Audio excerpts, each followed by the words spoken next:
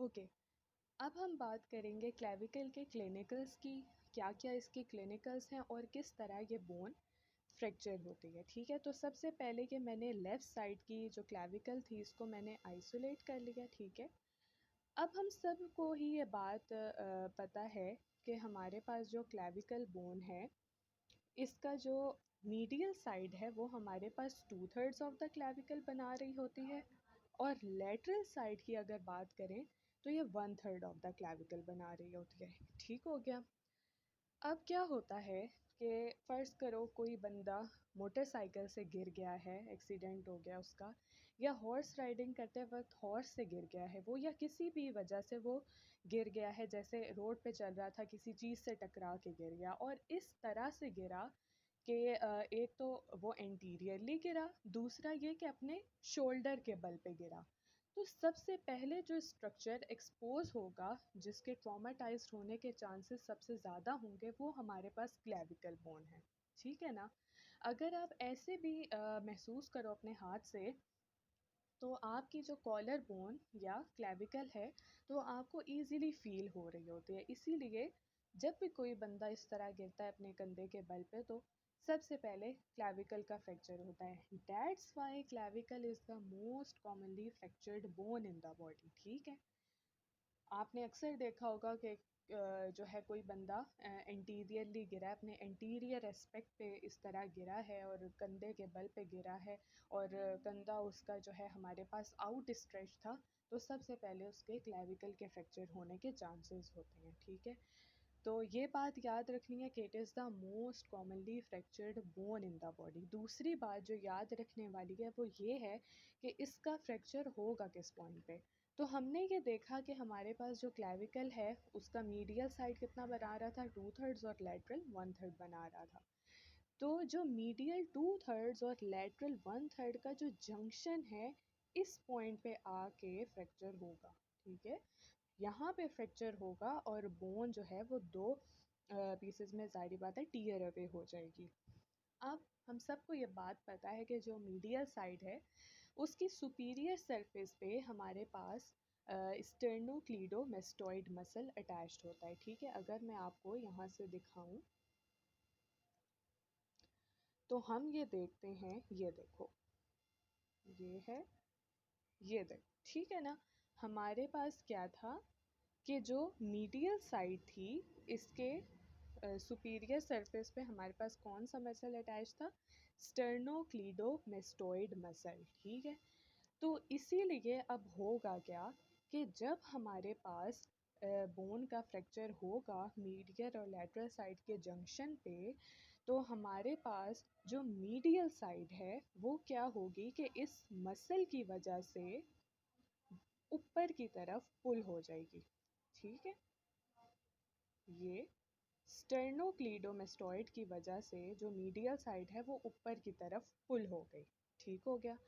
अब हमें पता है कि क्लेविकल जो है हमारे पास अपर लिम्ब के वेट को बियर कर रही होती है, दूसरा ये अपर लिम्ब को एक्सियल स्केलेटन से भी लिंक कर रही होती है। ठीक है, तो जो हमारे पास लेटरल साइड होगी, लेटरल साइड का हमारे पास क्या होगा कि वो हमारे पास एक्सियल स्केलेटन के पुल की वजह से नीचे की तरफ बेंड हो जाएगी। ठीक है, तो जो मीडियल साइड है वो स्टर्नोक्लीडोमेस्टोइड मसल की वजह से ऊपर की तरफ पुल हो जाएगी आफ्टर द फ्रैक्चर, और जो लेटरल साइड है वो नीचे की तरफ बेंड हो जाएगी due to the weight it is bearing.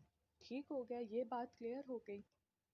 Okay, next हम चलते हैं अपने हमारे पास जो सेकंड क्लिनिकल है उसकी तरफ। ठीक है, ओके, अच्छा जी, ये अगेन मैंने जो है ये आइसोलेट कर दी। ठीक है, अब हम देखते हैं ग्रीन स्टिक फ्रैक्चर को कि वो कैसे होता है। हमारे पास जो यंग चिल्ड्रन होते हैं, ठीक है, आपको पता है कि वो खेलते कूदते हैं, गिरते पड़ते हैं इधर, तो उनकी बोन्स जो हैं अक्सर ही बचपन में कोई ना कोई तो उनकी बोन फ्रैक्चर होती ही है। ठीक है, और लेकिन वो जल्दी जो हील भी हो जाती है, क्योंकि एक तो उनमें मिनरल डेपोजिशन अच्छी हो रही होती है। ठीक है, खुराक उनकी डाइट अच्छी दे रहे होते हैं, जिसकी वजह से उनकी जो बोनी कैलस है वो जल्दी फॉर्म हो जाता है और बोन जल्दी बन जाती है। तो अब क्या होता है ग्रीन स्टिक फ्रैक्चर में, ये यंगर चिल्ड्रन में होता है। और हमारे पास हमने जैसे पीछे देखा था ना फ्रैक्चर जो आम अडल्ट्स में होता है, उसमें तो क्या था कि सिंपली जो बोन है वो दो हिस्सों में डिवाइड हो गई। ठीक है, इस पॉइंट पे हमने कहा था कि हमारे पास फ्रैक्चर हुआ और वो दो हिस्सों में डिवाइड हो गई इस तरह से। और ठीक है, मीडियल साइड ऊपर की तरफ चली गई और लैटरल साइड नीचे की तरफ चली गई। ठीक है, अब ग्रीन स्टिक में क्या होगा कि हमारे पास इन यंगर चिल्ड्रन में जो बोन है वो फ्रैक्चर तो होगी, जाहिरी बात है, लेकिन वो जो मीडियल और लैटरल पार्ट्स हैं वो अलग नहीं होंगे हमारे पास। ठीक है, बल्कि क्या हो जाएगी, बोन बेंड हो जाएगी। ये ज़रा अगर मैं वाजे करके दिखाऊं तो ये इस तरह से शेप बन जाएगी। अब इस शेप को देखो, ठीक है, ये आपको एक डिफाइंड शेप नज़र आ रही है। जबकि इस बोन में क्या है कि हमारे पास ये जो जगह है वो क्या हो गई है, बेंड हो गई है। और ये हमारे पास बोन जो है वो टूटी हुई है। ठीक है, ये जो है फ्रैक्चर है इसका, लेकिन क्या हुआ कि ये दोनों पार्ट्स जो हैं अलग नहीं हुए बल्कि बेंड हो गए। और ये जो बेंड बोन है हमारे पास, ये रिजेंबल करती है हमारे पास green sticks of the tree.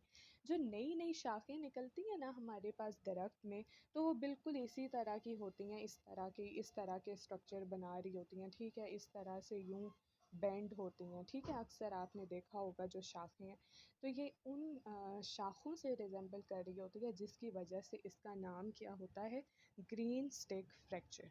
ठीक है, अब नेक्स्ट जो हमारे पास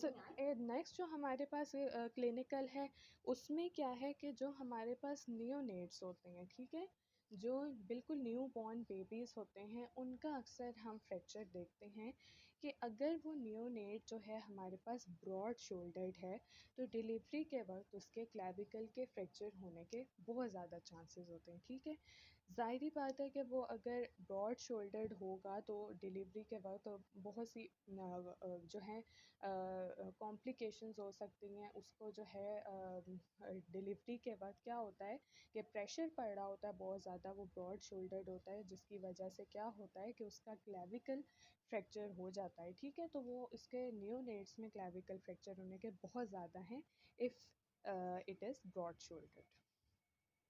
अच्छा, अब एक और जो लास्ट फ्रैक्चर है हमारे पास, फ्रैक्चर तो नहीं है ये सिंपली क्या है हमारे पास, मैं पहले डायग्राम दिखाती हूँ, उससे ये क्लियर होगा।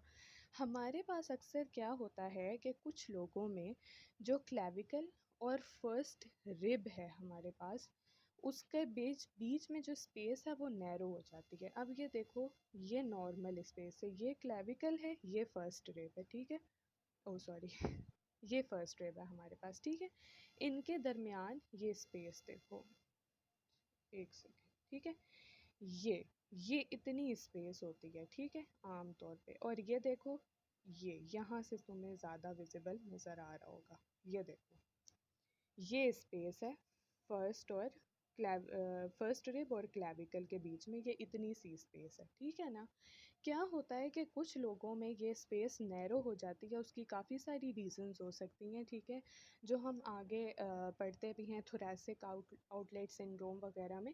ठीक है, फ़िलहाल वो हम नहीं देखेंगे, बस हम ये देख रहे हैं कि हमारे पास वो नैरो हो जाएंगी तो हमारे पास क्या होगा। अब हमें पता है कि हमारे पास आम में एक बहुत ही इम्पॉर्टेंट प्लेक्सस होता है, that is known as the brachial plexus. ठीक है ना, तो इसके नैरो होने की वजह से हमारे पास सिंपली क्या होगा कि ये जो ब्रेकियल प्लेक्सस है, इसकी कुछ नर्व्स जो हैं हमारे पास वो कंप्रेस हो जाएंगी। ठीक है, नर्व्स भी, और इसके अलावा जो ब्लड वेसल्स भी जो इधर से गुजर रही हैं वो भी कंप्रेस हो जाएंगी, जिसकी वजह से हमारे पास कुछ मसल्स जो हैं वो पैरालाइज होने के चांसेस होते हैं। ठीक है ना, तो ये भी इसका एक बहुत इम्पोर्टेंट क्लिनिकल है। ठीक है, ये देखो, अब यहाँ से कितनी सारी ब्लड वेसल्स गुजर रही है, देखो यहाँ से ज़्यादा क्लियरली शो हो रहा है। ये देखो, इसके स्पेस के बीच में से ये कितनी सारी ब्लड वेसल्स और नर्व्स ब्रेकियल प्लेक्सस में से निकल रही हैं, तो ये सारी कंप्रेस हो जाती हैं, जिसकी वजह से स्पेसिफिक जो नर्व्स हैं और आर्टरीज जिस मसल को सप्लाई कर रही होती हैं वो पैरालाइज हो जाती हैं। ठीक हो गया। तो ये हमारे पास 4 क्लिनिकल्स थे क्लेविकल के।